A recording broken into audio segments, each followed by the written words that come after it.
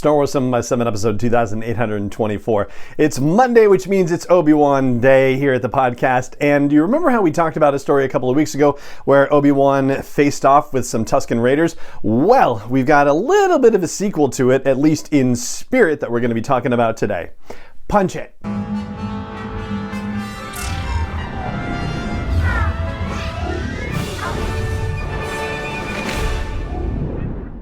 Hey Rebel Rouser, I'm Alan Voivod and this is Star Wars 7x7, your daily dose of Star Wars joy. And thank you so much for joining me for it. So, this is about a story called The Sand Will Provide, and it's actually a mini story, if you will. So it takes place in the first series of the rebooted Star Wars comics from Marvel. It's issue number 37, and that story, there's a main story in there that deals with Scar Squadron. I think I mentioned them in our last Obi-Monday situation. So, that is the main story, something involving them, and it has nothing to do with the Obi-Wan thing. You got to go back a little further into the comic, and there's actually a section where it's a mini comic written by both Jason Aaron and Dash Aaron called The Sand Will Provide, and it is also labeled at the end from the Journal of Obi-Wan Kenobi. But this is a different Kenobi. I think this story, it's not necessarily indicated where it takes place in the timeline or anything, but just the one look that you get at Obi-Wan at the end of this thing sure makes it seem like it's much more close to the New Hope Obi-Wan than it is to the Obi-Wan that we're going to see in the Obi-Wan Kenobi series. And this is, of course, full spoiler territory, but this came out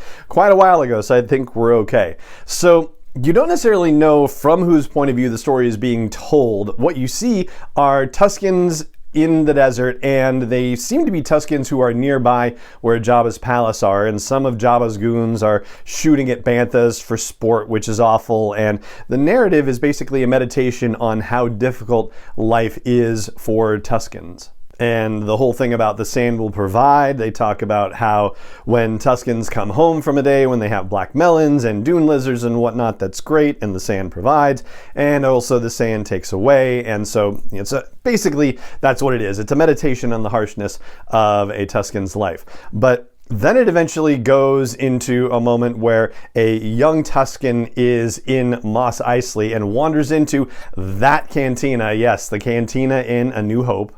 And Wur, the bartender who tells Luke that his droids aren't welcome there, it's the same bartender who catches that little Tusken trying to grab a drink and saying, "We don't serve your kind here," and throws him out. And there are a couple of stormtroopers on patrol there who say, "Oh yeah, you must be lost, get on home." And the Tuskens, just scared and cowering. And the stormtroopers start talking about it in the third person and referring to it as it, which is, never a good thing, of course.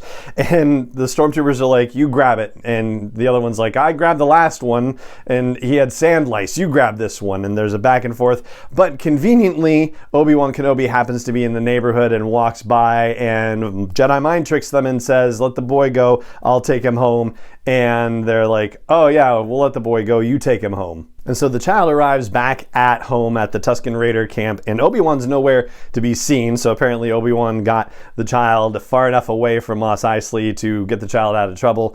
And there you go. So that's that. And so this is another reflection of how we learn that Obi-Wan is the person who's been narrating this all along, and the whole sand provide situation. He sums it up and says, "Sometimes the sand needs a little help," and muses, "Don't we all?" And that's the moment where you find out that it is an older Obi-Wan Kenobi who is doing this. So, I suppose it's probably not correct to say that Obi-Wan has developed a better relationship with the Tuskens over the years per se, because the situation that we found him in issue 15 of this Star Wars comic showed him basically doing a favor for Jawas, defending them from Tuskens who had been raiding, no pun intended, their supplies, and doing it in order to get the Jawas to give him parts that he could then deliver, surprise, surprise, to Luke, or have the Jawas deliver to Luke to help him fix his Skyhopper when he crashed it. But even though Obi-Wan was fighting with these Tuskens, which apparently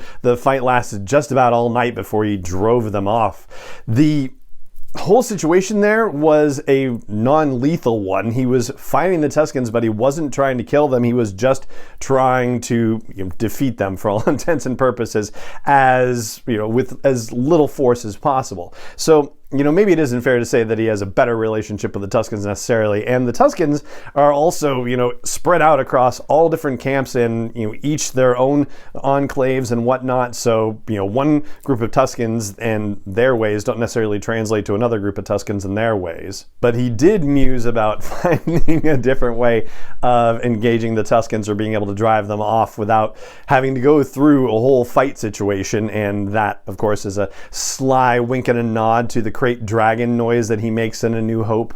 And despite the fact that they introduced this whole Journals of Obi-Wan Kenobi thing back in issue 6 of the series, and the first significant entry from it was depicted in issue 7, this is the last one that they do in all 75 issues of that first series of the Star Wars comics. So issue 37 has this little mini comic story, and for the rest of the run they don't do any more Journal of Obi-Wan Kenobi stories. But don't worry, there's a lot more Obi-Wan Kenobi storytelling happening in other areas of the canon as well, and we will continue to explore those as we proceed on Mondays leading up to the debut of the Obi-Wan Kenobi series. But for today's Monday, Obi-Wan Day, Obi-Monday, that's going to do it for this episode of the show. So it just remains for me to say thank you so much for joining me for it, as always, and may the Force be with you, wherever in the world you may be.